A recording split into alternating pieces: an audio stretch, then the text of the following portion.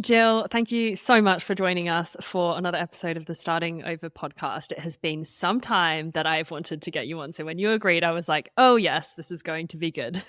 Thank you, Shannon. Yeah, no, I think I'm a great match for before and after. The Yes. before and after story.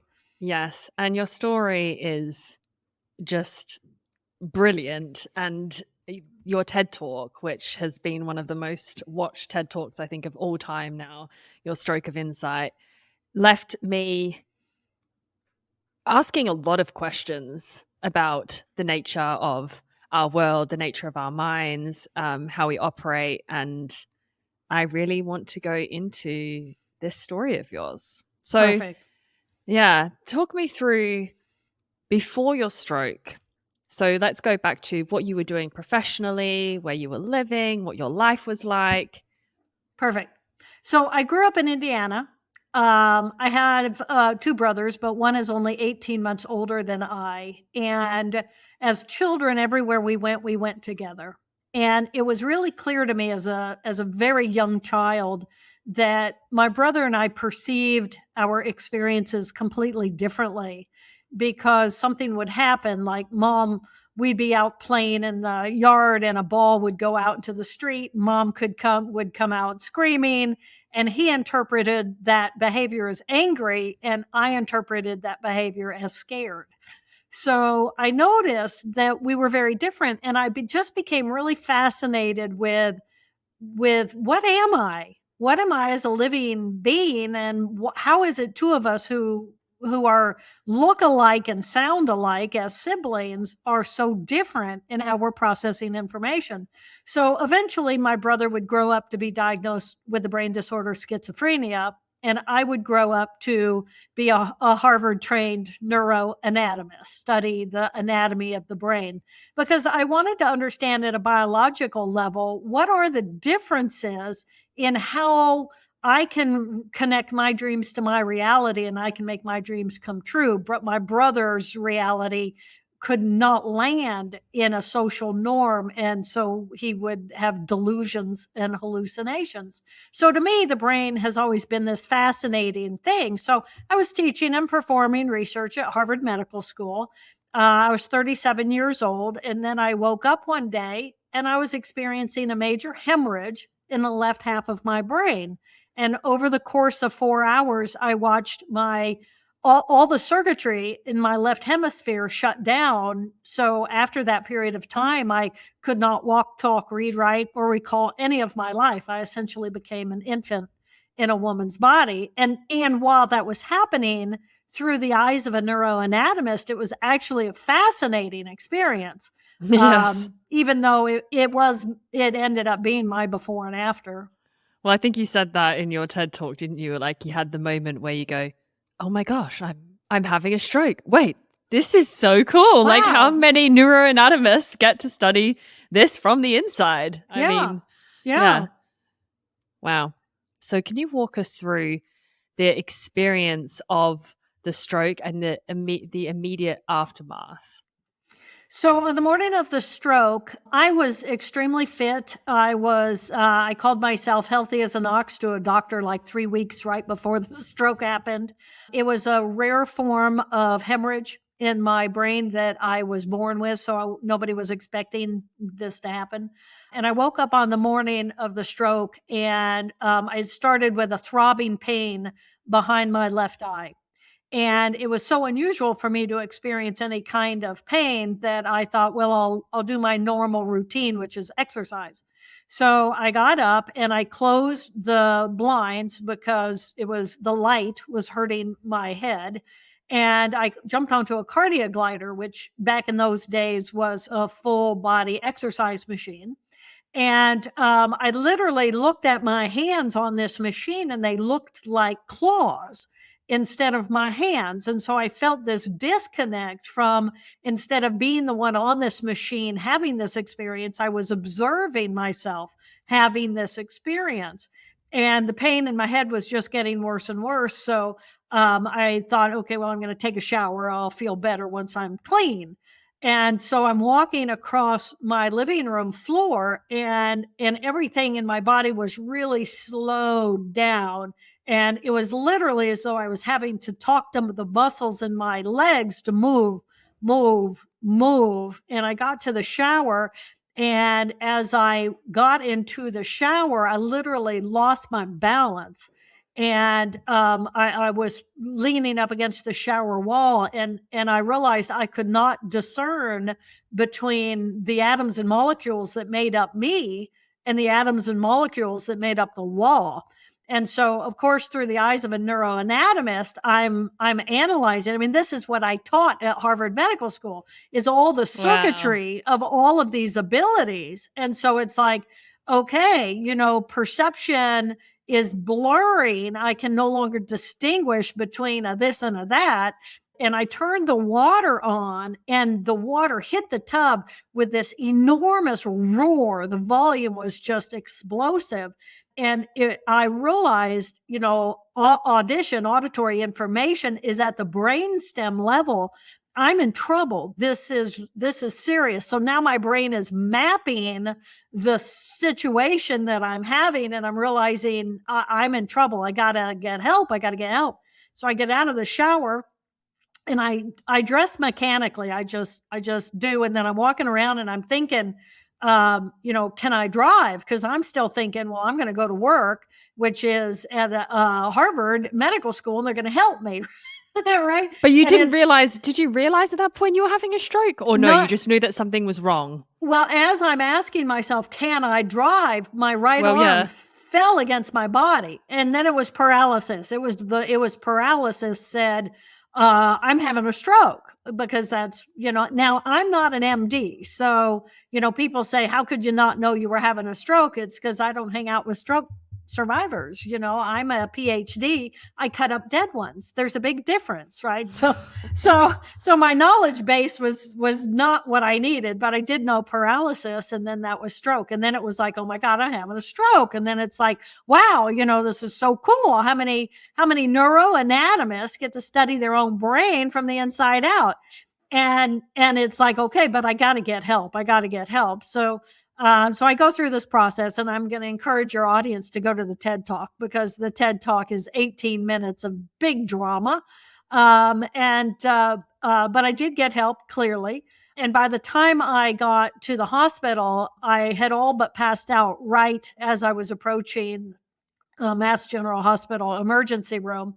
And when I woke up about an hour later, I knew I could not walk, talk, read, write, or recall any of my life. Everything was shut down, and I was literally all but dead. So that was where I found myself when I became conscious again.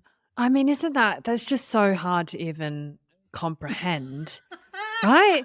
Like, is that aftermath experience of like not knowing even who you are? Did you know? Nothing. Does that mean you lost all sense of identity of yourself? All your name, what you did, who your family were? Everything was gone. The only thing that was there was I was conscious.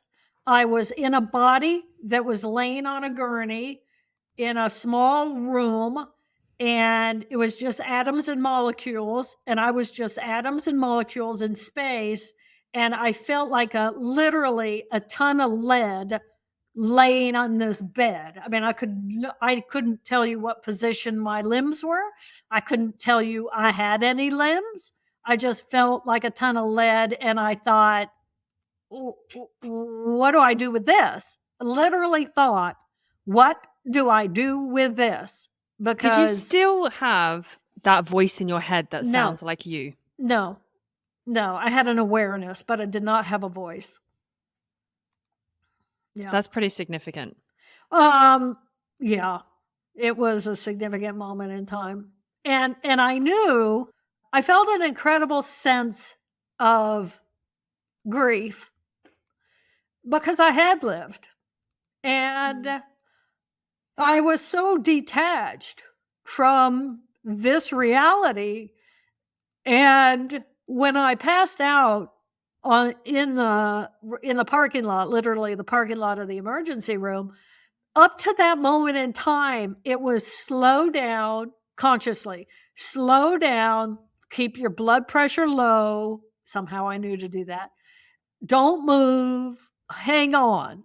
Hang on. And then I kept thinking, what am I hanging on to? I don't know. Just hang on, right? Hang on. Hang on to life. Hang on to this connection to this massive collection of cells. And in the right before in the parking lot of the emergency room, I actually felt my spirit surrender, and I let go. I let go. I was gone. I was done. It was death. I thought, well, this is it. So when I woke up, I was shocked to discover that I was still alive. I mean, because I let go. And because I let go and I surrendered, and yet I'm still stuck in this body that can do nothing. I mean, nothing but pain, just immense pain. And I felt incredible grief that I had survived for about a nanosecond. And then it was, well, I am here. And I wasn't gone, and I wasn't going to go. I think the moment left that I would die, because, now they've surrendered. They've saved me. And then it was a new beginning. It was a new beginning, indeed. It was a new beginning. But you say that there was grief there, but there was also an experience of euphoria for you, was there not? Well, when was that? Well, the whole so euphoria. So it was. This is how I kind of map it. During the morning of the stroke, I was waffling between being in the left brain, capable of attaching to the external world to create what I needed in order to survive, right? The steps I needed. But then I would drift off into what I affectionately refer to as La La Land, and I would be absolutely connected to all the atoms and molecules. I'd be expansive and open and big as the universe. Present moments, all I had, blissful euphoria, and then bam, right back into reality of the left hemisphere, where I could take more steps to get to where I needed to be. Well, that process took probably an hour to an hour and a half of waffling back and forth. By the time I arrived and went unconscious, from that moment forward, the left hemisphere was gone. And it's like it did what it needed to save me. And then it was said goodbye. And I lost all those beautiful skill sets that the left hemisphere does. And when I awoke, I was as big as the universe, but I'm still here. I'm stuck here in this body now. And that wasn't the plan, right? If you're going to be in this condition, you're not supposed to be here anymore.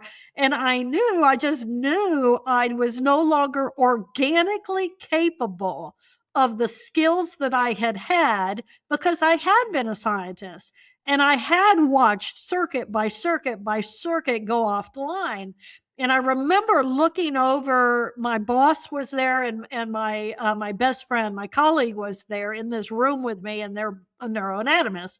So they had the light switch on, and they had images of my brain on the thing. And I didn't know any of it, and I couldn't really discern much. But I remember looking at that image of my brain, and there's this big white spot where a big white spot did not belong. And it did not take a neuroanatomist to say, it's gone. Yeah, it's gone. Yeah. And yet there are parts, Jill, and I hear how enormously difficult this is and has been for you.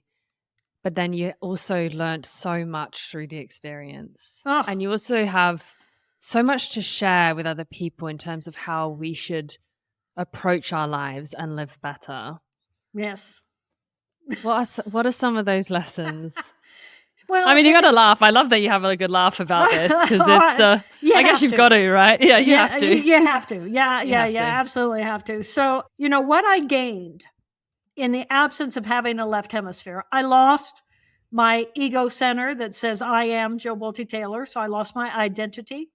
So she died that day. That girl, I'd been before. I was 37 at the time. I lost all of her book knowledge. I lost all of her language skills. I had no language. I lost the group of cells in the parietal region that defined the boundaries of where I began and where I end. So, in the absence of that, in the absence of the identity, I was literally as big as the universe. And my perception of myself now was that I was an energy ball, and I blended in with the energy ball of everything around me. And so every human who came into the space of me, they would speak to me and it sounded like made no sense. And I could detect their energetic. And I felt like there were two kinds of energies. There were those who came in with an energy that was compassionate and open and soothing and embracing of me. And I felt like there was an energy of some people who just wanted to come and take something from me. And I had nothing to give. All I had at that level was I was an energy ball and I had nothing to spare. So it profoundly influenced me that I could tell the external world had no idea how to communicate with me in this condition. Mhm. They had no idea how to reach in and find me and hold me in this space and help me create a connection between any of the neurons I still had inside of my head. And it was like, okay, I'm this is my job. This is my new job. Wow. And but my mother came back. She was in Indiana. I was in Boston. She came to Boston, and she did a magnificent job taking responsibility for making decisions in my world. But my mother, bless her soul, she believed nothing knew better than my own brain what it needed in order to recover itself. And so the doctors, she didn't listen to them. Friends, she didn't listen to them. She watched me. And if I needed to go to sleep, which was, 12 hours a day at least, she let me sleep. And then when I was awake for 15 or 20 minutes, she fed me, took me to the bathroom. If I had any energy left over, she put something in my hands and she taught me from scratch. I was now an infant in a woman's Wow. body, and she began again as knowing that I was her infant. There's a beautiful photo of you and your mum that you share with you two so close, and you have this huge scar on your head, and you feel the love. You Yeah. feel right? Yeah, the look on my face in that photograph, the look on her face. I mean, we were two humans connected at the soul Mm. because that's all I had. Yeah. Yeah. And yet you're here, you're talking. Yes. Couldn't What a have done it. hard Couldn't have done it without my mother. It took 8 years for me to become 100%. 8 years. And I documented everything along the way because everything's a circuit. And so language is a circuit, numbers, understanding numbers. It was 4 years before I understood what a 1 was. So when people would say, "Jill, what's 1 plus 1?" It's like, "What's a 1?" Right? And people would say, "Oh, a 1, a 1, a 1, a 1, a 1 is everything." And it's like, well, if a 1 is everything, how can there be another 1? I mean, it made no sense. And for 4 years, it was before I could even, touch on those concepts. So, and it was 8 years before I felt as though I was a solid again, where I could define the boundaries of where I began and ended. And in the absence of that ego, in the absence of a world that revolves all about me, more, more, more, I was clearly now bathed in this consciousness of being at one with all that is. And if I'm an energy ball at one with all that is, and you're an energy ball at one with all that is, we're nothing but love. And if we're love, we're going to support and nurture and cooperate and collaborate and be one human family, because energetically, that's what we are, until that little group of cells in the left hemisphere says, "Oh no, I'm separate from you. I'm Jill Bolte Taylor. and this is all me and my stuff, and you're separate physically, and you have you and all your stuff, and now we become a me and a you, and then we become a we and a they, and at a That cellular has a lot level. of, and interestingly, because that has a lot of societal implications, of course. Absolutely. Quick pause. If you're a regular listener to the show and you have found value in these episodes, I would be immensely grateful if you pledged your support. Reality is, podcasting is not a free venture. There are many behind the scenes costs. But with your support, you'll be able to help me fuel the growth of this podcast and keep bringing you bigger and better guests each and every week. And of course, the signature honesty and real talk, which I'm known for. So if you'd like to say thanks and support the show for less than a cup of coffee per week, you can click the link called Patreon in the show notes. Thanks so much in advance, guys. Back to the episode. Let's come to whole brain living. What inspired you to write this book? Well, so I did write my Stroke of Insight, the first book. I self-published it in 2006. I wrote that book because my mother said, Jill, you're on the phone all day long. You have no life because everybody's calling you and saying, what did you do in order to recover?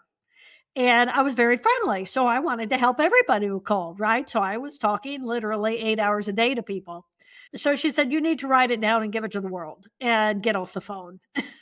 I said, okay. So I ended up writing what I was always telling people, because I'd been telling all these people all this stuff that I needed them to know to help their people get better.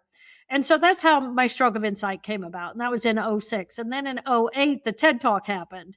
And when the TED Talk happened, I was exploded into the world. Well, Ted and I together. It was the first TED Talk to ever go viral. And by anyone's measure, then Oprah found out about it. I was chosen as one of Time Magazine's 100 most influential. It was a big year for Joe Bolte Taylor, right? But it was Who at that point, by the way, sorry to interject, but did you know who you were at that point? Yeah. Going to what you said about having losing the identity, did the identity recover as you were before? No, the woman I was before she had died, she was gone. I would never try to achieve what that part of me had achieved, because she was very left brain, and I was never going to let my left brain dominate again. I wanted the skill sets of the left brain, but I didn't buy into the values of me climbing the Harvard ladder and going back to all of that. That was no longer my goal. My goal was now, how do I take what I have gained in having had this experience, and how do I share that now with humanity in order to help us balance our value structure so that we actually love each other better, so that we can actually evolve humanity instead of blow ourselves up. So I'm not who I was before, even though I walk like her and I talk like her, and I'm back to studying the brain again. But my value structure stems from the collective whole instead of me and mine and what can I get for me. That's a very significant transformation. And I guess, to use the title of your book with the Stroke of Insight, that was probably one of the big insights that you did derive.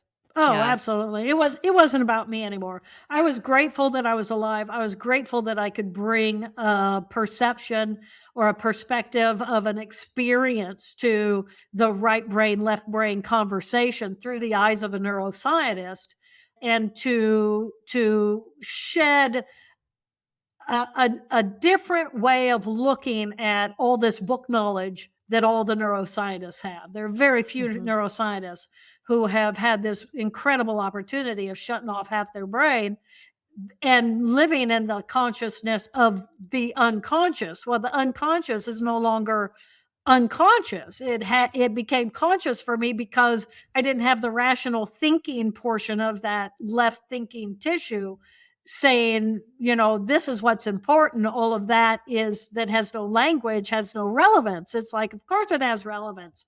But if you look at scientists, and scientists will say, well, was I conscious? There's even a conversation about was I viable? I was alive, but did I have any value? Because I didn't have that left thinking brain. And it's like, Wow. come on, man. How can we wipe out your left thinking tissue so that you can really get to know who you are? There's 3/4 of your brain that is, we perceive as society to be a part of the unconscious. And because of this experience, it doesn't have to be unconscious anymore. And that's what brings us to whole brain living. We have the capacity to know what is going on inside of our brain, both neuroanatomically, and the characters that we have at an anatomical level that we all have. And when we get to know those 4 parts of who we are, oh my gosh, we get to live a completely conscious life. And once we do that, we do have free will. Once we do that, we do get to pick and choose moment by moment who and how we want to be in the world. And if that's not personal freedom, woohoo, I don't know what is. I like that. We have the power to choose moment by moment who and how we want to be. Who and how we want to be in the world. Yeah. Moment by moment. Moment by moment. Well, I guess it goes without saying, but we need to break down what these 4 parts are. Great. So when you think about yourself anatomically, as a human, we have a midbrain, we have brainstem, and the brainstem's level of sophistication we share with reptiles. And it's pretty much on-off switches. I'm hungry, I eat, I'm not hungry anymore, that kind of thing. And then the difference between a reptile and a mammal is the addition of new tissue on top called the limbic tissue, the emotional tissue. And it's bilateral. So we have emotion in the right hemisphere right here, right now, and we have emotion in the left hemisphere.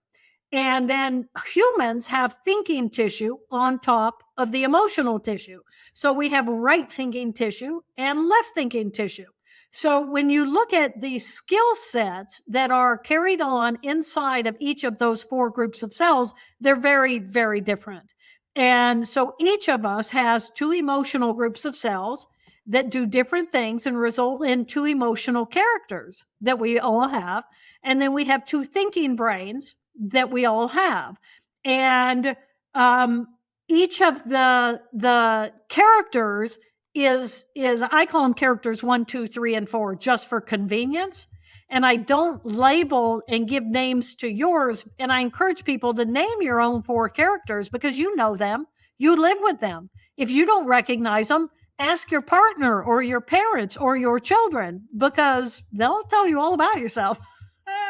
And for most of us, because we haven't differentiated these 4 parts, they're just kind of popping in and out. Oh, in this minute, I'm being my left rational thinking brain. Oh, in this moment, I'm just being playful and curious, and I'm in my right emotional tissue. Or if I'm having a spiritual moment, a connection to something greater than I am, I'm in my right thinking tissue. So each of these skill sets, and we know what these different groups of cells do, because when you have lesion studies, stroke happens 800,000 a year just in the US. I mean, when we look at people's brains and we see what has been wiped out and we know what skill sets they've lost, I mean, we do a pretty good job mapping characteristics onto the cells inside of our head. So we end up with these 4 characters. You've read the book, is that true?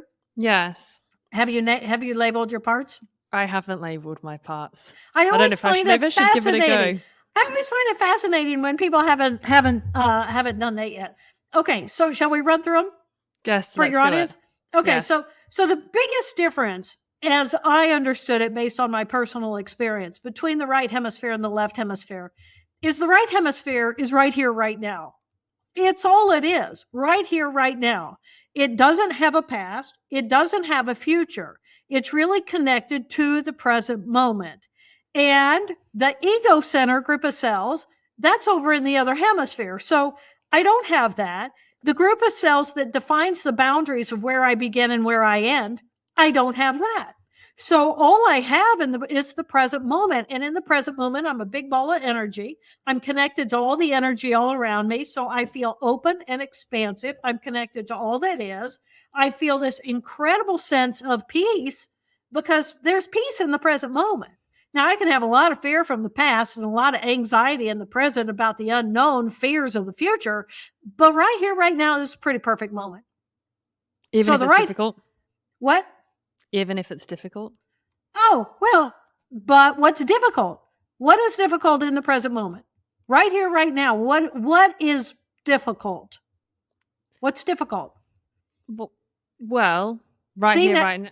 Yeah. But see, now you got to go and you got to think about it, right? Okay, so this happens before difficult? you think. Okay. So in that exact moment. Well, before the labeling. Before the labeling, because that's all language. That's all language based. So for you to think or for you to feel something that is uncomfortable about the present moment, you got to go to your left brain in order to have that information.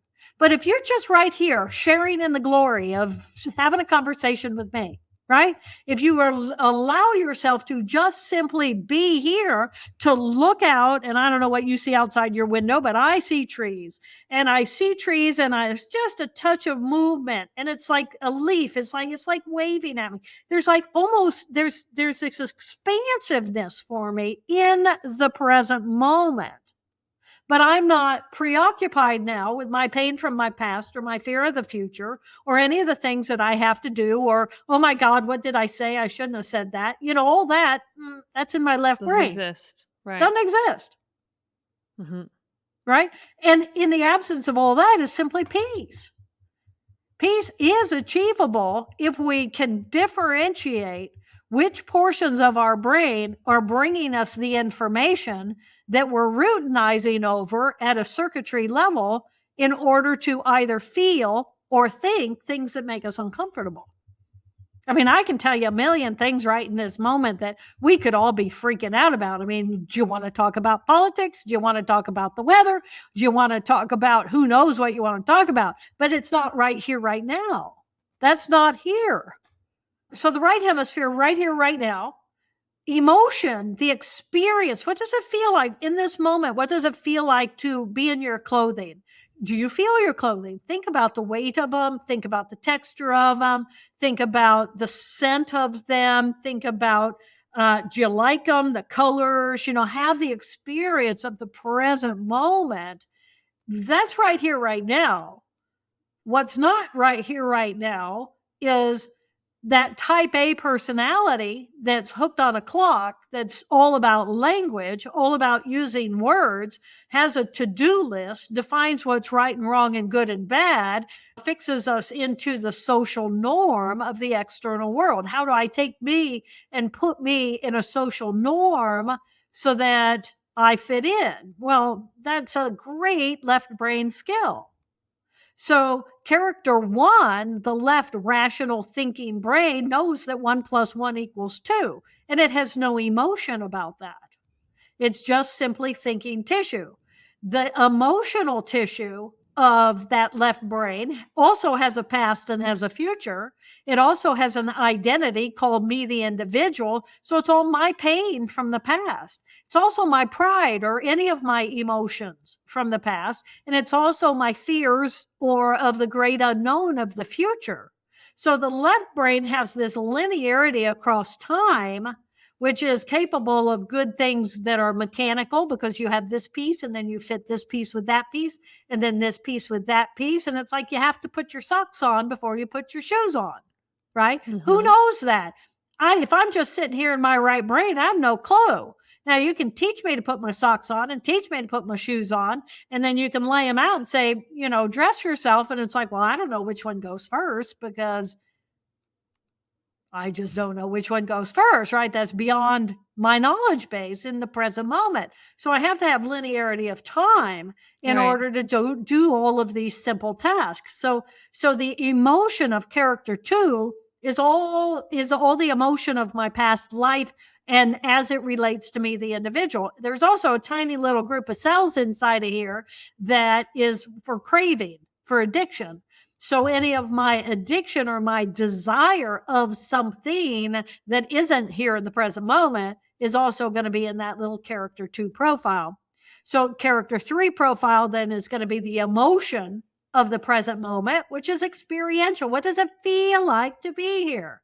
And then it's curious and it's open to all possibility and it's innovative and it colors out of the box because the box is over there in that left hemisphere somewhere. And the left hemisphere is defining what is right and wrong and good and bad. And I just want to do something that feels good. Right. So I'm just going to paint something new or do something new.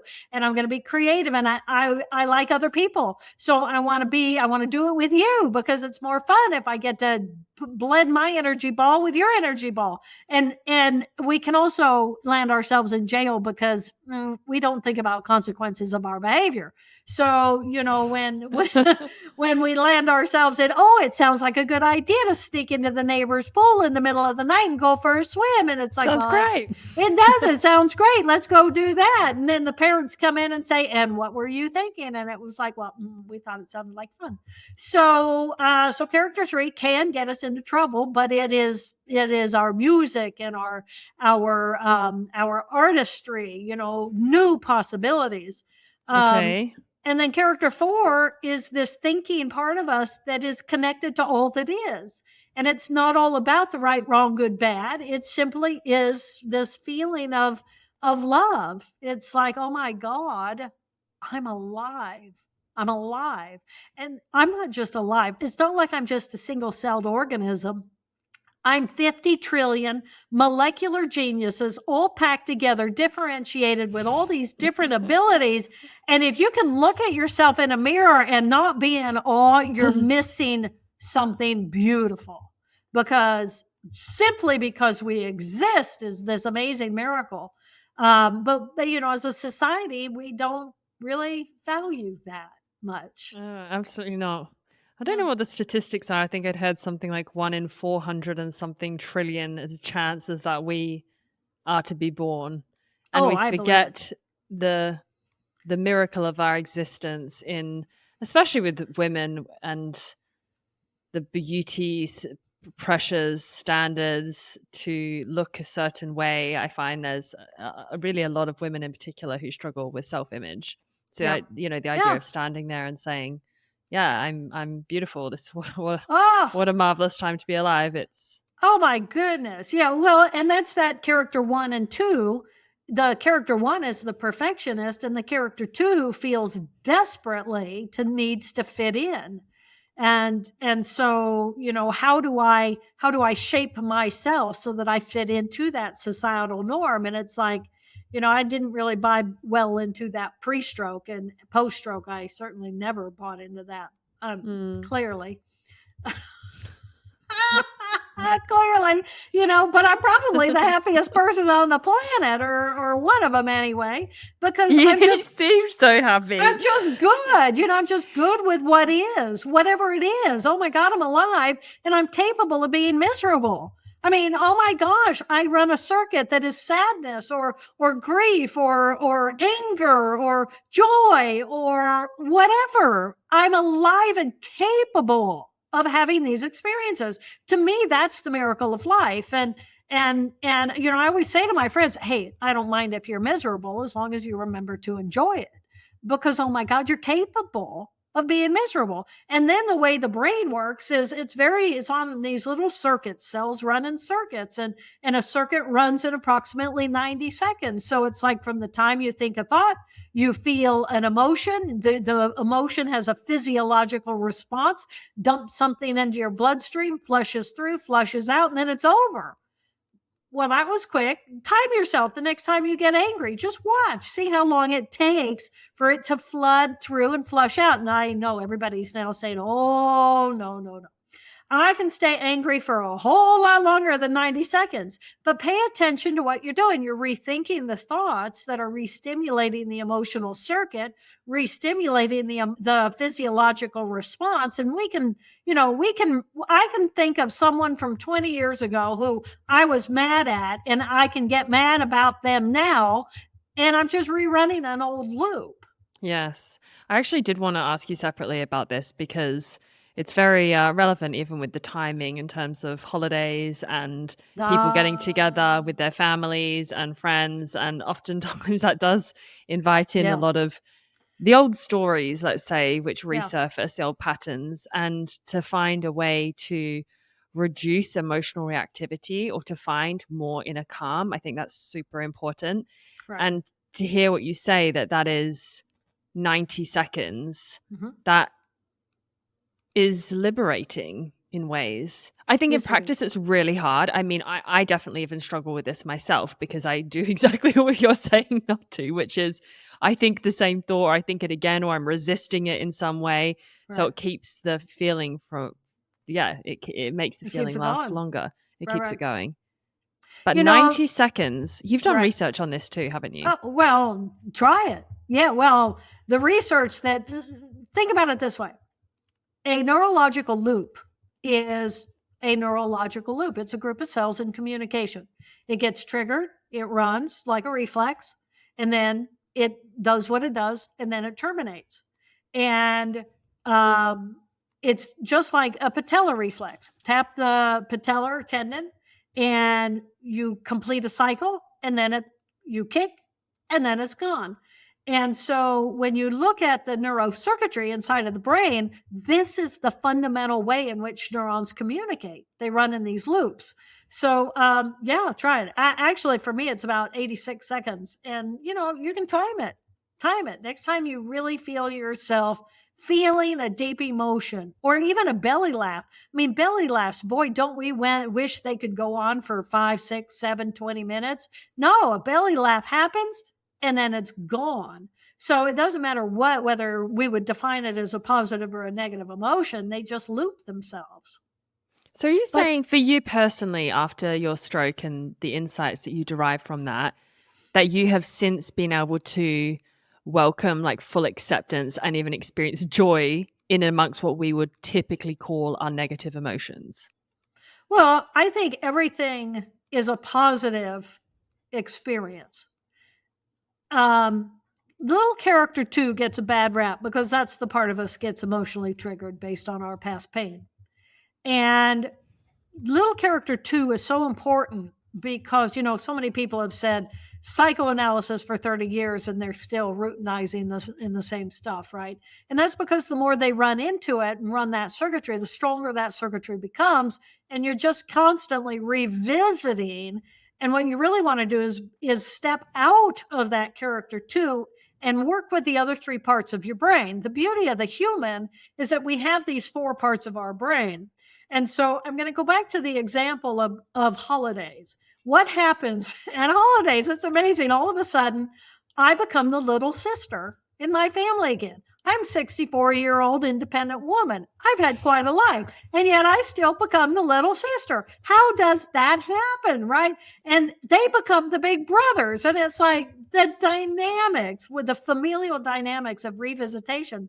But I know my character 1. I know my professional A-type personality, business person. I know her well. I also know my character 3, very playful, very creative, very artistic, very musical, very strong part of who I am. I also know my character 4. I know my connection to being as big as the universe, very powerful part of who I am. So when I now go into this familial environment, yes, we may be inclined to go into that character 2, but how do we rescue ourselves? We rescue ourselves by knowing our options. What are my options? My options are my character 1, my character 3, and my character 4. So that if somebody says something to me that would normally or has triggered me in the past emotionally, they're triggering my character 2. I don't have to let that happen.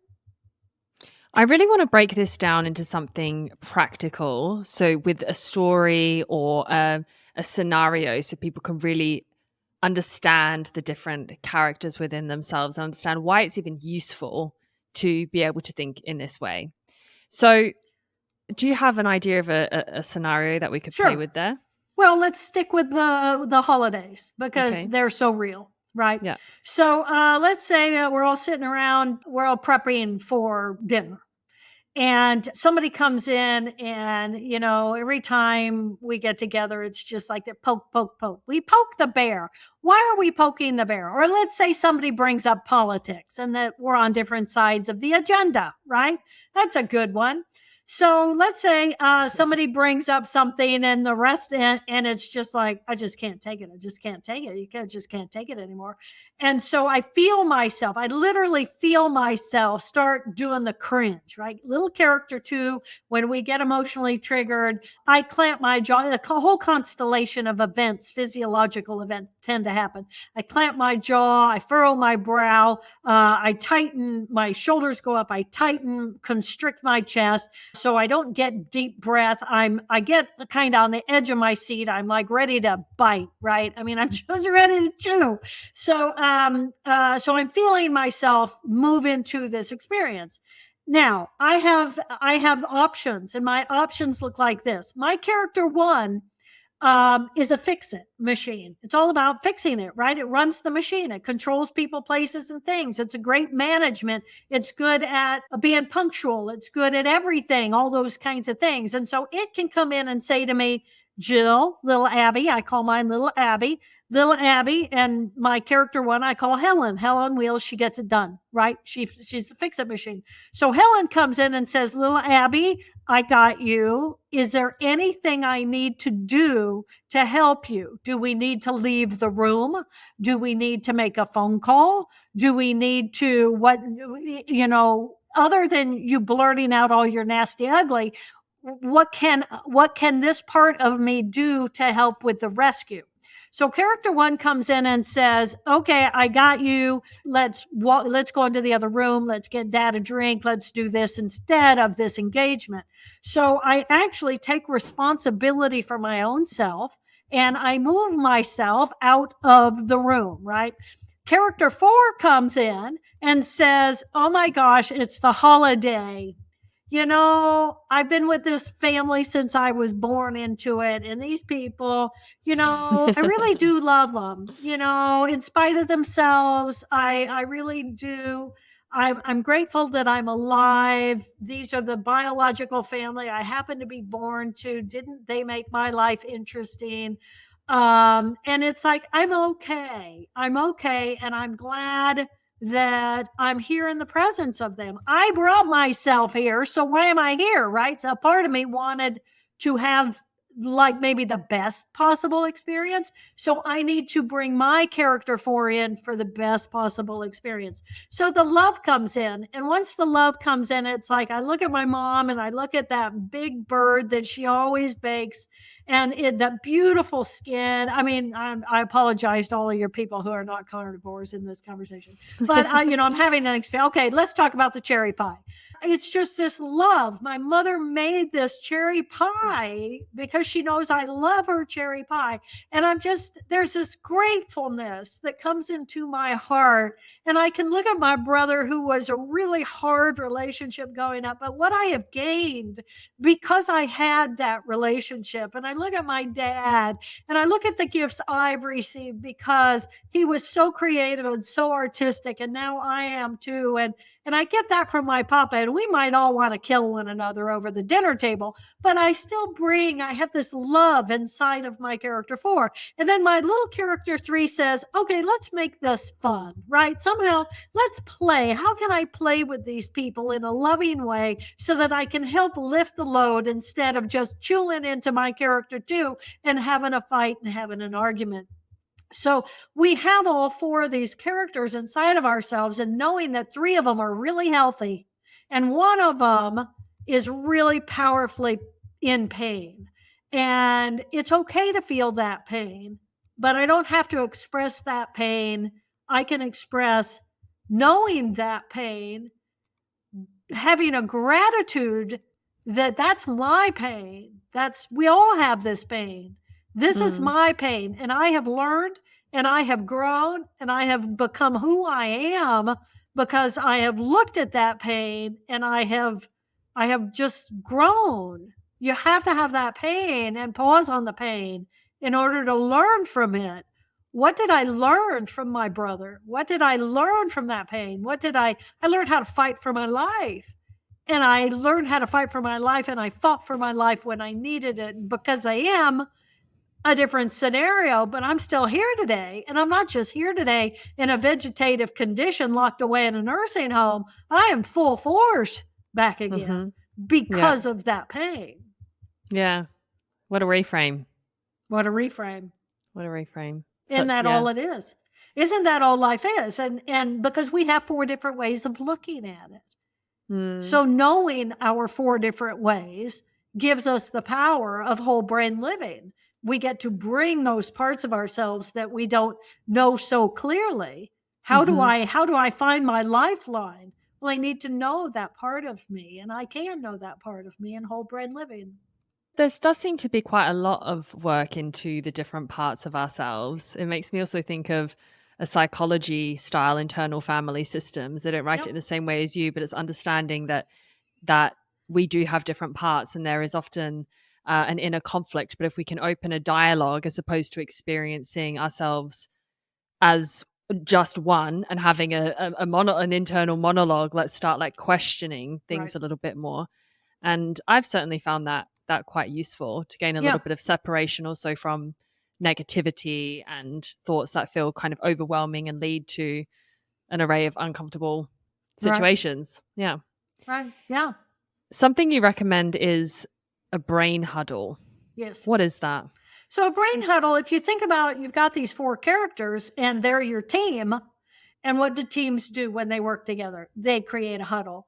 And so the brain huddle is a way of calling in any moment all 4 characters online in this moment, have a relationship with them, and let them communicate with one another.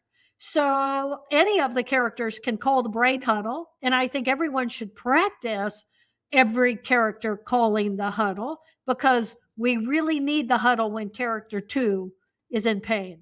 Because when we're in pain, we tend to run all other kinds of loops very intensely.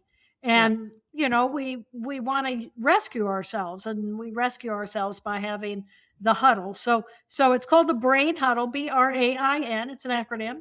B stands for breath. Breath. Everything begins with breath. Breath is in the present moment.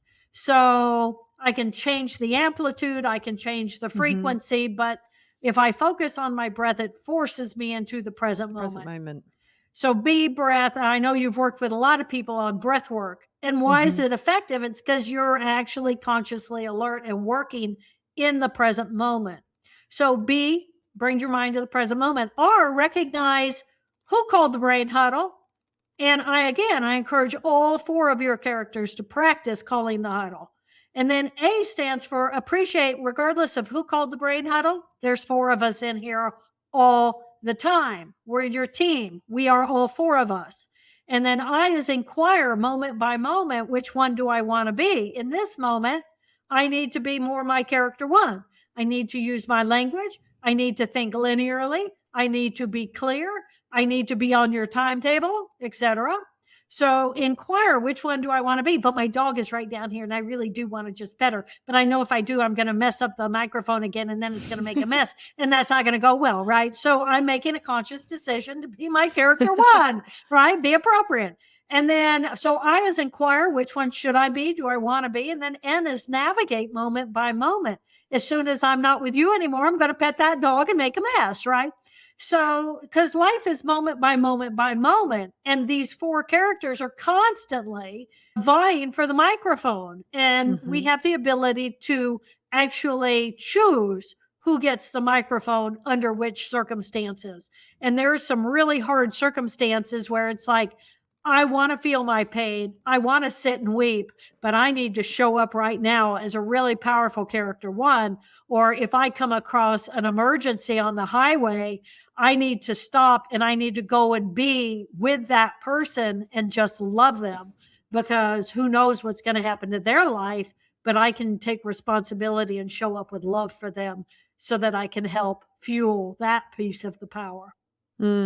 I'll take that. Jill, I'm going to move into the final fast few questions. And the first thing I wanted to ask is, what is something that you used to believe prior to your stroke that you no longer believe? Judgment was a good thing. I used to be very judgmental. I was a neuroscientist climbing the Harvard ladder. Judgment was real. Right, wrong, good, bad. these were clearly defined things. No. Post-stroke, no. It's not my job to judge you. It's my job to judge myself against my own ruler and model who I want to be in the world. That's a big change. Big change. Yeah. Second, for people who perhaps are caught in judgment or feeling that they have to climb a certain ladder to be successful, are very much in their left brain, constantly rehashing the past or projecting a future, and forget to have those moments of joy and peace in the present moment. What would you say to them? I'd ask, do you want more joy? If you want more joy, there's no perfectionism in joy. There is this and that. There are things that compete against one another. Look at the successes. Character ones, they thrive on the success, but a success doesn't last very long. There's the next rung on the ladder to achieve. There's this constant stress driven, not, and I am in no way saying anything negative about the left hemisphere. I would not be here having a communication with you today if I didn't have those skills. But who I am is more than just who is in this body labeled Jill Bolte Taylor. I am a part of humanity, and I want to be all of me. I don't want to be just a part of me. And helping people look at their relationships, their divorces, their relationships with their children, the separation instead of the bringing together. I think it's important that we assess our lives, and that I think it's important to know we have choices. We have choices. And we can explore and live different lives if we're willing. But to me, I always end my emails with Einstein. In order to become what I will be, I must be willing to give up what I am. That's a great quote.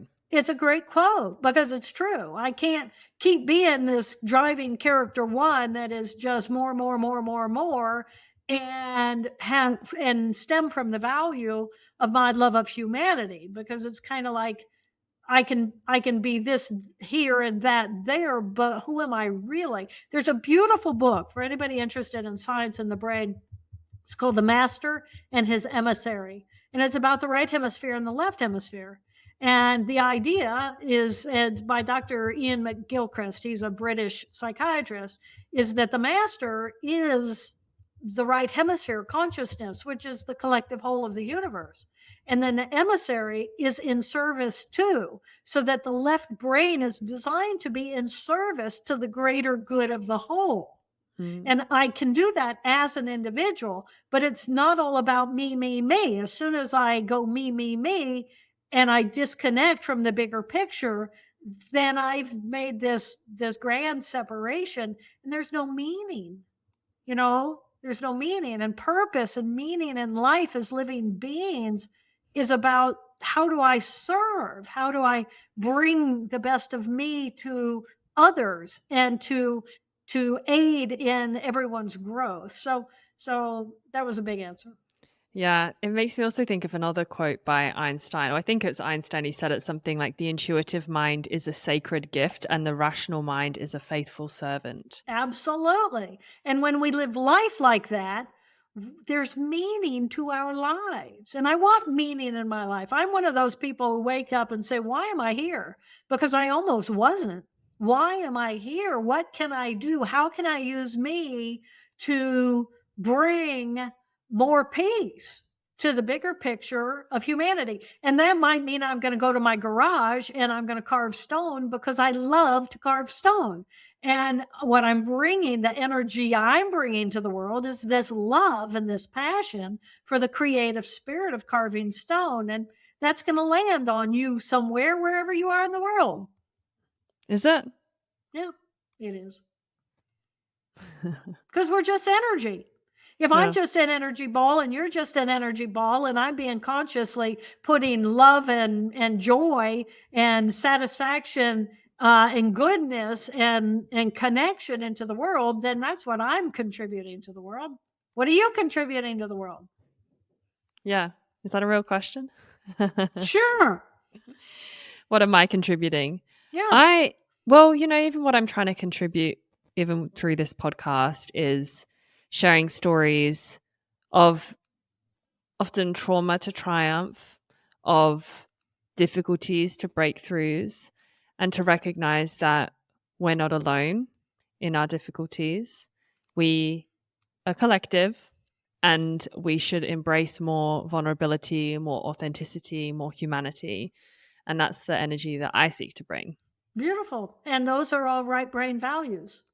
And yet you also have a very strong left brain to be able to run the kind of podcast that you're running and interacting with the kinds of guests that you have and what you're bringing collectively to the world. So that's why I said yes to you, and I say thank you to you. Oh, thank Mm, you. yeah. Well, I think I want to finish there, Jill. Okay. Thank you so much for sharing your story, It's been for a sharing joy. your Thank you. work. Yeah, you're very inspirational in what you've been through, and also the fact that you really seek to use that old cliche of like the change that you wish to see in the world, and to go through that hardship and to come through the other end and go, do you know what? I'm going to be of service, and I'm going to make a positive contribution. And no matter how big or small that be, knowing that you matter, like every one of us matters. We all matter. Yeah. And we're beautiful. We're alive. We're this magnificent collection of 50 trillion beautiful molecular geniuses, every single one of us. And when we live life like that, oh my gosh. Oh my gosh. Oh my gosh. Thank you, Jill. Thank you. Bye, Shannon.